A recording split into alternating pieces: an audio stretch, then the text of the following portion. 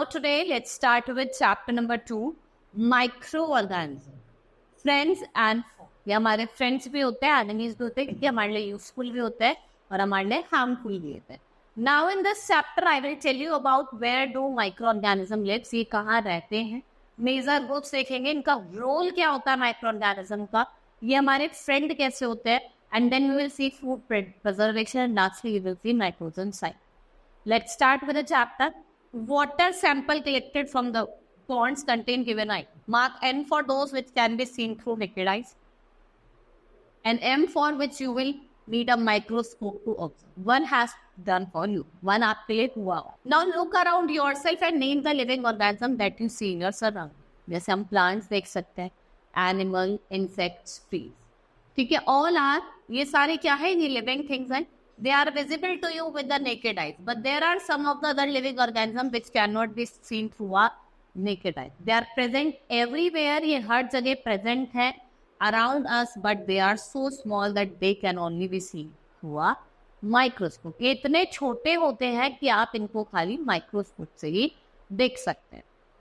The living organism which cannot be seen with the naked eyes but can only be observed under microscope, they are called microorganism. इनको हम क्या कहते हैं, microorganism कहते हैं. The stream of science will deal with the study of micro organism. What it is called microbiology. इसको हम क्या कहते हैं, microbiology. The word micro means very small and microscope makes very small object look bigger by many times they are actual in size. Now where do microorganism live, ये रहते कहाँ. Microorganisms live in every part of our biosphere. They are present everywhere. They are present in the extreme conditions. They can survive in cold weather of the polar region or hottest climate of the earth. एक तो ये cold weather, जो polar region की cold weather होती है वहाँ पे, और जो hottest climate होता है वहाँ पे क्या करते हैं, survive. They are found at very high altitude in the sky and also deep down in the earth. Some microorganisms are found in hot water spring. कुछ आपको floating water में को दिखेगा, कुछ आपको deep inside the water.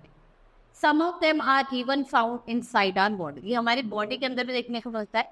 They are everywhere. The air we breathe, जो भी हम एयर ब्रीथ कर रहे हैं, in the water we drink, the clothes we wear, and even in the food we eat, we cannot see them. They show their presence by the activity. The soaring of the milk, the curdling of the curd, and the rotting of the food.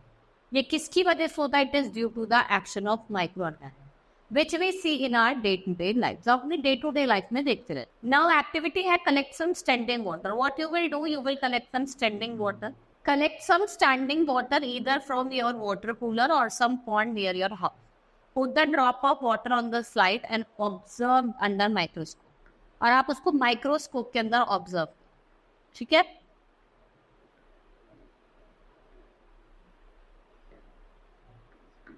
Next, what you will do? Collect some soil from your garden, put it in the beaker and half fill it with water.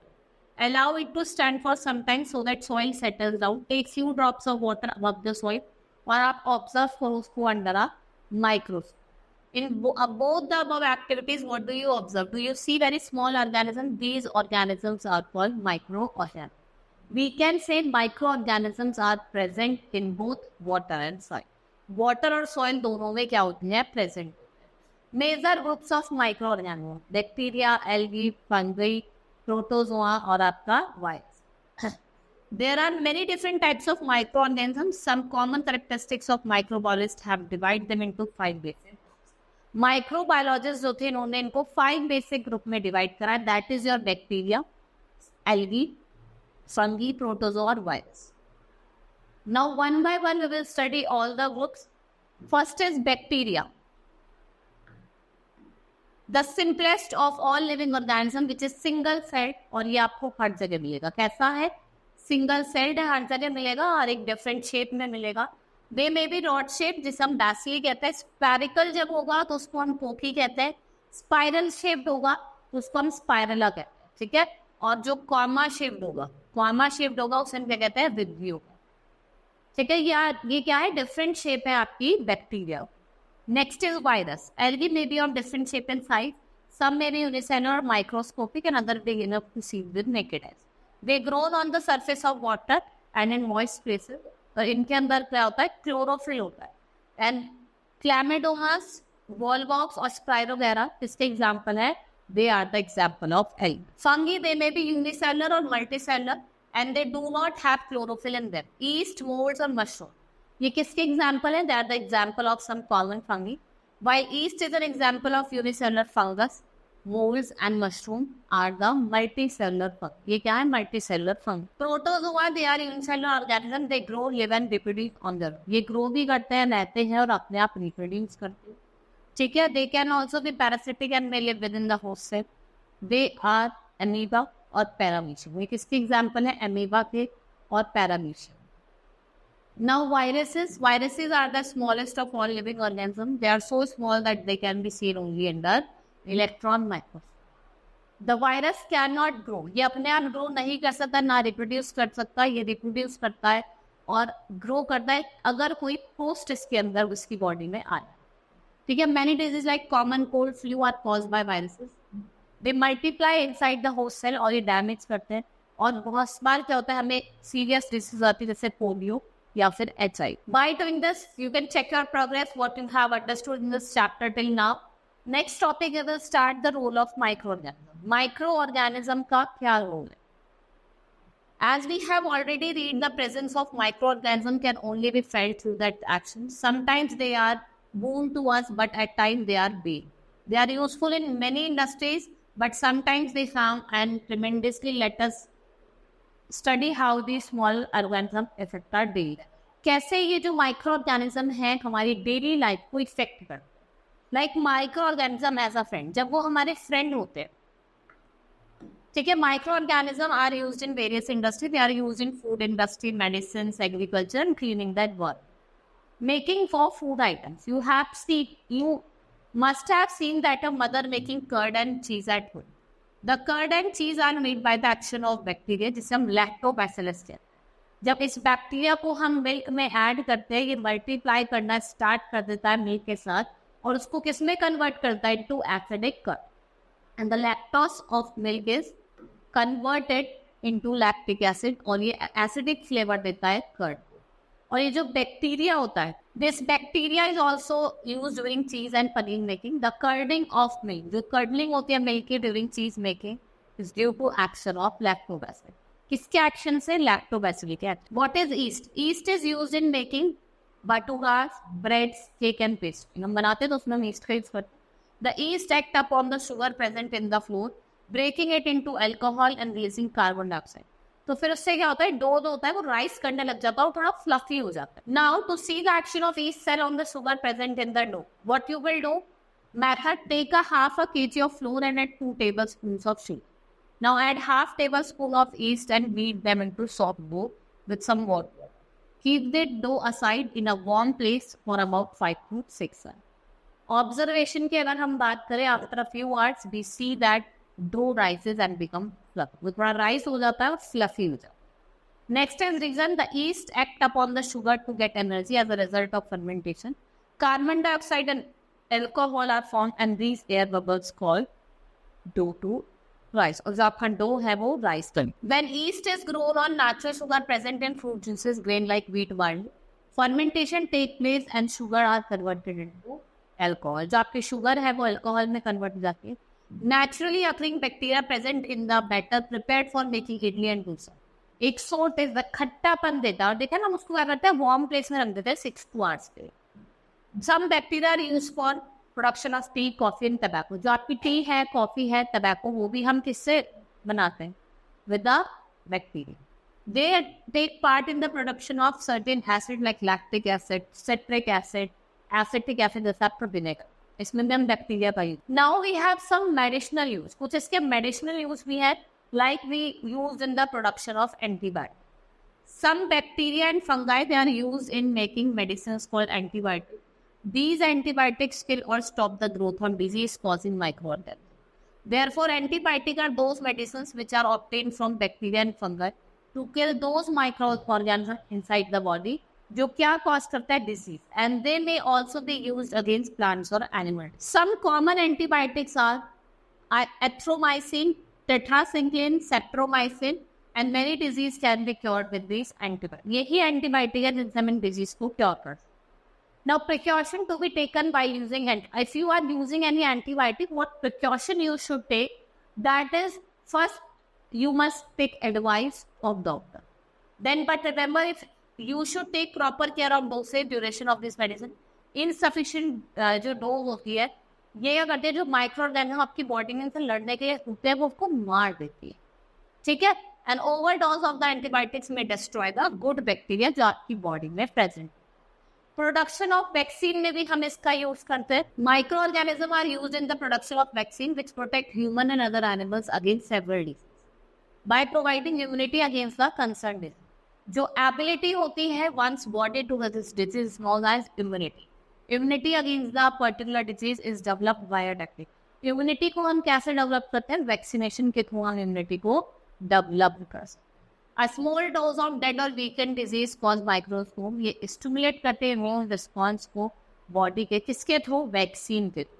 आप देखते हैं अभी recent time जैसे corona हुआ था, तो corona की vaccine क्यों लगाई गई? जिससे हम उससे लड़ सकते.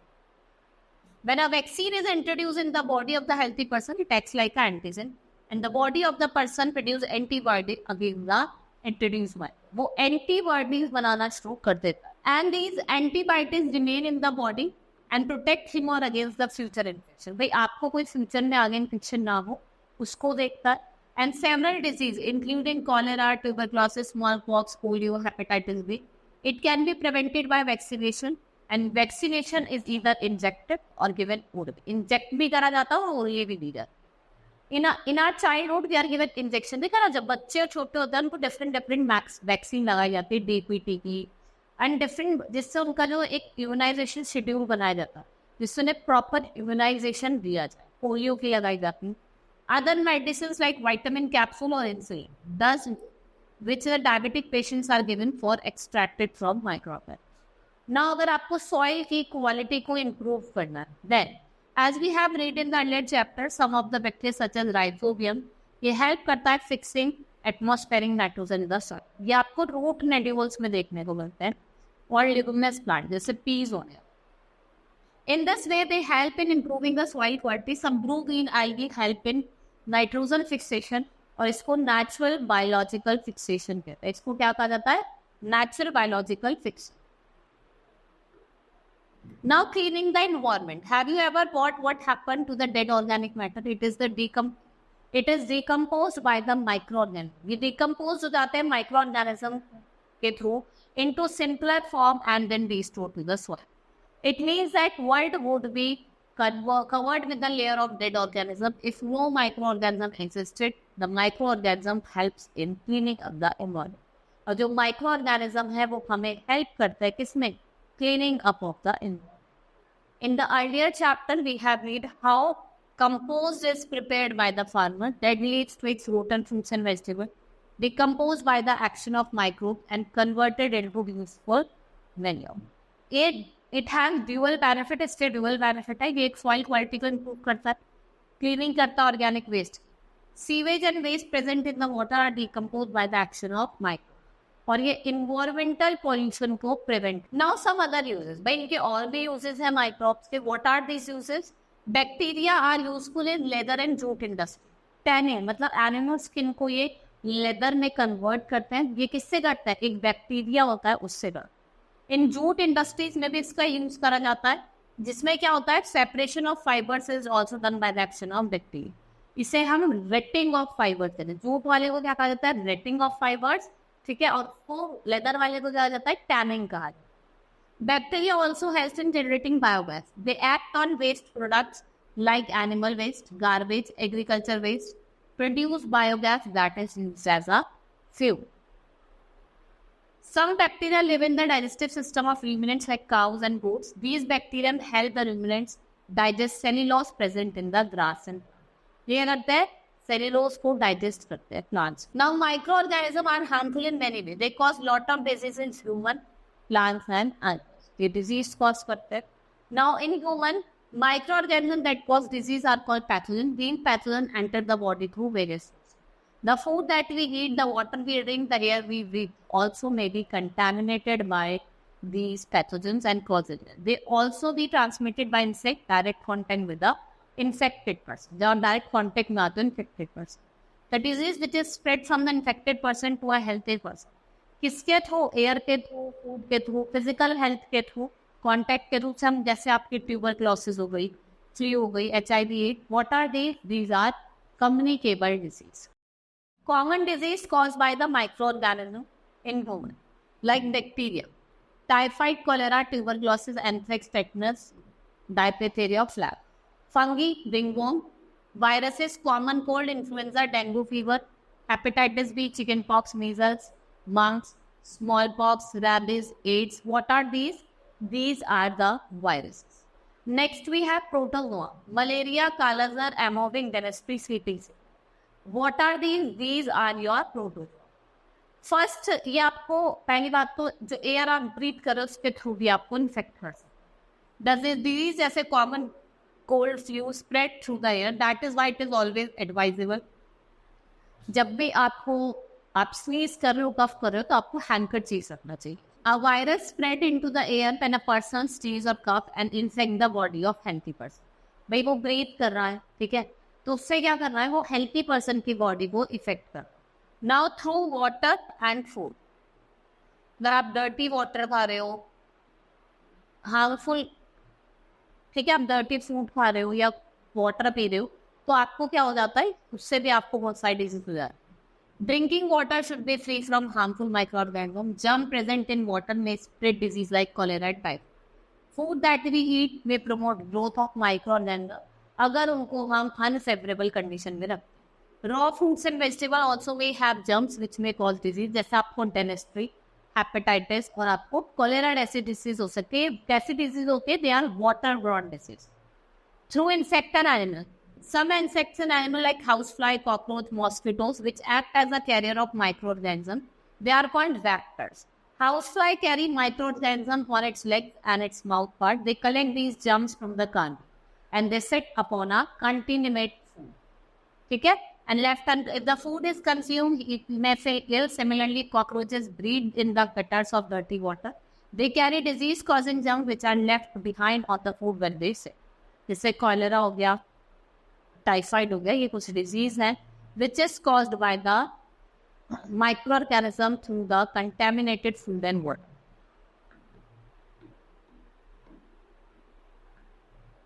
द फीमेल एनोफिलिस मॉस्किटो, जिससे आपको मलेरिया होता है, तो ट्रांसमिट करता है प्रोटोजोआ, जिसे हम प्लाज्मोडियम कहते हैं. किसमें? ह्यूमन ब्लड में. And these mosquito act as a carrier of virus which causes dengue fever. ये क्या कॉज करती है? Dengue fever. In which blood platelets का डाउन होती है. जो ब्लड प्लेटलेट्स होती है वो धीरे धीरे गिरती जाती है, ठीक है. Now modes of transmission. Through the air we breathe, common cold, influenza, tuberculosis. Through the food and water आपको कॉलेरा, डेंटिस्ट्री, हेपेटाइटिस, टाइफाइड जैसी बीमारी हो जाती है. डायरेक्ट कॉन्टेक्ट में से common cold, chickenpox, measles, ये सब हो जाता है. इंसेक्ट बाइट से dengue, typhoid, malaria, dysentery, right. These are the some diseases that are caused by the different modes of transmission. The microorganism enters our body through various media. The pathogens are transferred from one person to another. और ये कब होते हैं? जब कोई unhygienic condition होती है तभी होते हैं, ठीक है. The general preventive measures against the microbial disease are as the cooked food should not be kept uncovered. We should try to maintain hygienic condition inside or outside the house. Drinking water should be free from contamination. उसको पहले आपको boil करना है, फिर ठंडा करना है, then आपको ड्रिंक करना है, तब पीना. We should not eat food from the roadside vendor as the food is expose to so much of the dirt and dust and micro. क्योंकि आपको जो स्ट्रीट वेंडर्स होते हैं वहाँ से नहीं खाते, कोई इतनी व्हीकल्स चल रही है, डस्ट उड़ रही है, बहुत सारे माइक्रो ऑर्गेनिज्म बैठे, it's not good. We should eat fresh food. Stale food encourages growth of micro organism. Fruits and vegetables should be washed thoroughly before consumption. आपको उसको अच्छे से वॉश करना है before consumption. The patient should avoid contact with other person. Use of handkerchief while sneezing and coughing should be encourage. और coughing को भी क्या करना है? Encourage. The water should not be allowed to stand near a house. Proper sanitation should be maintain, जिससे आप breeding of vectors को क्या कर सकते हो? मेंटेन कर, अवॉइड कर सकते हो. Children should be given proper vaccine. एक राइट एज पे प्रॉपर वैक्सीनेशन बच्चे को दिलवा देना चाहिए. The doors of the house should have wire nets to prevent entry of mosquitoes and flies. जिसमें आप एंट्रीज कर सकते हो मॉस्किटोज की और फ्लाइज की रोक सकते. Insects replicant like hit Odomos should be used. Water cooler जो वाटर टैंक होता है उनको आपको रेगुलरली क्लीन करना है, क्योंकि उसमें भी जो पानी ऊपर आता है उसमें भी आपके क्या हो जाते हैं, बहुत सारे मॉस्किटोज वगैरह हो जाते हैं और वहाँ ब्रीड करना शुरू कर जाते हैं. Manu went to a Nauchandi fair and had some street food. Next day he started vomiting and had to rush to doctor. Doctor diagnosed और उन्होंने क्या बताया, vomiting का cause क्या बताया, food poison. And some microorganisms release poisonous substances on the food which are called toxin. ये food को poisonous बनाते हैं और जो consumption of this food leads to food poison. और ऐसा खाना खाने से जो गंदा उससे आपको क्या हो जाती है, फूड पॉइजनिंग होता है. ठीक है, पेट में पेन होता है, स्टमक पेन होता है, वॉमिटिंग होती है. Next is in animals. अगर हम एनिमल्स में बात करें, in several micro organism cause disease not only in human but also in other animals like buffalo, cow, poultry. These words reduce the milk production, egg production, growth of animal and may even cause. भाई क्या होता है कि जो milk production कम हो जाती है, egg production कम हो जाती है, बहुत बार क्या होता है, एनिमल की डेथ भी हो जाती है. Some common disease caused by microorganisms in animals are shown below. जैसे डिजीज बैक्टीरिया हो गया, कैटल में होता है, एनाथ्रेक्स और ट्यूबरक्लोसिस. वायरस पोल्ट्री में जैसे ट्यूबरक्लोसिस, कोलेरा और डायरिया हो गया. प्रोटोजोआ कैटल में होता है आपका, जैसे फूड और माउथ डिजीज हो जाता है. फंगी जैसे आपकी पोल्ट्री बर्ड्स हो, बर्ड फ्लू हो जाता है. In plants not only effect quality of crop, लेकिन बहुत बार क्या होता है, वो प्लांट को डिस्ट्रॉय भी कर देते हैं. डिजीज होती है वो एयर एंड सेट के थ्रू स्प्रेड करती है. यहाँ पे कुछ प्लांट है जैसे सिटनेस कैंकर बैक्टीरिया की वजह से होता है, ऑरेंज और लेमन में, ये आपको ध्यान रखना है. ब्लाइट राइस में होता है बैक्टीरिया की वजह से. स्मट वीट में. टिक्का ग्राउंड नट में फंगी की वजह से. रेड रोट किसमें हो जाता है, शुगर केन में. रस्ट आपने देखा होगा वीट में, मस्टर्ड में. येलो वेन मोसाइक ये भिंडी में हो जाता है, ओपरा जिसे हम कहते हैं. टोबैको मोसाइक ये आपका टोबैको में हो गया. Now let's start with food preservation. भाई हमारा फूड स्पॉइल ना हो, उसके लिए हम फूड को प्रिजर्व करके रखते हैं. Now what is food preservation? Micro organisms are present all around. They become active any time when they find favourable condition. जहाँ पे भी उनको फेवरेबल कंडीशन दिखाई देती है, मल्टीप्लाई करते हैं. ठीक है, and out of food, milk, fruits, vegetable, all of them start spoiling and rotting if not kept with proper. Many procedures like heating, cooling, adding some additives or lowering the moisture content maintain the growth of microbes. और ये क्या करता है, food को spoiled होने से बचाता. Prevention of spoilage of food using chemical and physical method are called food preservation. Various method use for food preservation are. पहला ड्राई, हम चीजों को पहले सुखाते हैं फिर store. Minimizing the moisture level in the food products also prevents them from spoil. As we have read in the earlier chapter, grains are sun dried before storage. Grain को देखा है ना, हम पहले धूप में सुखाते हैं धूप के, उसके बाद हम उनको क्या करते हैं, स्टोर करते हैं. ड्राई फ्रूट्स हो गए, स्पाइसेस हो गए, इनको भी हम इसी मेथड से क्या करते हैं, पहले सुखाते हैं फिर store. By the use of chemicals, हम सोडियम बेंजोइट का यूज करते हैं, फूड को प्रिवेंट करते हैं किससे, स्पॉइल होने से. Next is by adding salt. Salt is used as a preservative in many food products like meat, fish, chip. They are coated with layer of salt जो उनको spoil होने से बचाते हैं, prevent. Next is by adding sugar. Sugar decreases the moisture content of the food product. Jam, jellies और spices ये products हैं जिनको हम by adding sugar method से preserve. By use of oil and vinegar. Oil and vinegar both inhibit the growth of microbes. No bacteria can survive. These are used in food to preserve. Many vegetables, meats are stored in vinegar, जिससे आप क्या कर सकते हो, उसकी self life को increase कर. By canning, in this method, food products are canned in airtight container after sterilization. Food inside the container remains fresh since it has no air and it has no microorganisms. Food gets spoiled once the can is open. Food spoil हो जाता है जैसे ही आपकी जो pen है वो ऊपर. Cool करके और फ्रीज करके भी हम रख सकते हैं. देखो कुछ फूड को हम कुछ लोअर टेम्परेचर पर रखते हैं जिससे हम उससे स्पॉइल से बचाओ. Lower temperature do not allow microbes to grow. Food kept in the refrigerator stays fresh longer than kept outside. Commercially, most of the fruits, vegetable, meat products are kept at chilling temperature. इससे क्या होता है, जो self life होती है वो कुछ time के लिए इंक्रीज हो जाता है. Next is by heating. अगर आप हीट कर रहे हो, high temperatures like microorganism present in the food. Most common example जो है वो preservation of milk. Milk in our house is boiled, जिसमें हम सारे microbes को kill करते हैं. कमर्शियल बेसिस पे मिल्क को हीट करा जाता है 30 सेकेंड और उनको चिल्ड कहा जाता है पैक होने से पहले। अमूल हम पैक्ड आता है मिल्क, उसको भी ऐसे ही करा जाए, ठीक है। And the process of preservation was invented by Louis Pasteur, some pasteurization थे। ये एक न्यू मेथड है मिल्क प्रिजर्वेशन का, दैट इज UHT मतलब अल्ट्रा हीट ट्रीटमेंट। इसको क्या होता है, मिल्क को स्टरलाइज करा जाता है टेम्परेचर 130 डिग्री, उसको फिर ठंडा करा जाता है, फिर टेट्रा पैक्स में बंद करा। So now we can understand the uses of food preservation in this methods are not adept. Lots of food will get spoiled, बहुत सारा फूड स्पॉइल हो जाता है, वेस्ट हो जाता है, increases the shelf life of the food product, and preservation also help in retaining the nutritive quality of food. Fruits and vegetables which are available all year round is only made possible by the use of preserving techniques. आप preserving techniques का use करके कर सकते। Nitrogen cycle, nitrogen important gas है जो nearly 78% of the atmosphere को देखते हैं। बेसिक कॉन्स्टिट्यूएंट्स हैं आपके सारे प्लांट्स और animal.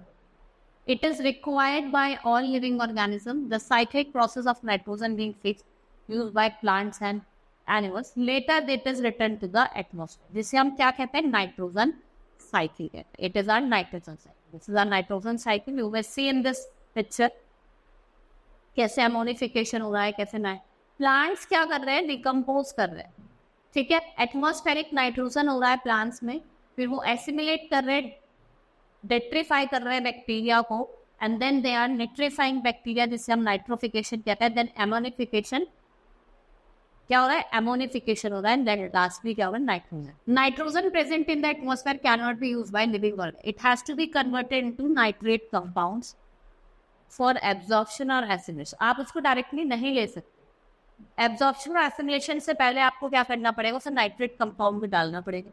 We have read in the lit chapter how bacteria live in the root nodules of leguminous plant.